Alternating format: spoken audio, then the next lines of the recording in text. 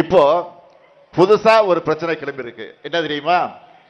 சிறுபான்மையின மக்களை குறிப்பா கிறிஸ்தவ தொண்டு நிறுவனங்களை குறி வச்சு அந்த அந்த திட்டம் கொண்டு வரப்பட்டிருக்கு. என்னன்னா, வெளிநாட்டு நிதி பங்களிப்பு சட்ட திருத்தம், அதாவது FCRA மசோதா.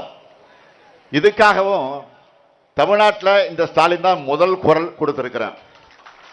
2 நாள் முன்னையே இதை கண்டித்து நான் அறிக்கையை வெளியிட்டிருக்கிறேன். முழுமையாக திரும்ப பெற வேண்டும் என்று வலியுறுத்தி சொல்லி இருக்கிறேன். நேற்று மீண்டும் பிரதமர் அவர்களுக்கு அரசின் சார்பில் விளக்கமாக நான் கடிதம் எழுதி இருக்கிறேன்.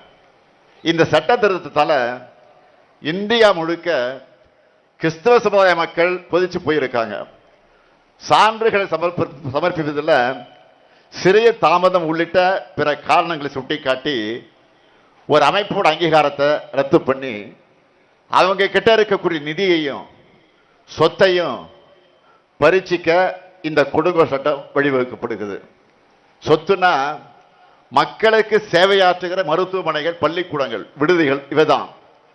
இன்னும் கொடுமை என்னன்னா, பாதி நிதியை வெளிநாட்டிலிருந்து பெற்று மீதிய உள்நாட்டிலிருந்து பெற்று உருவாக்கின சொத்துக்கள்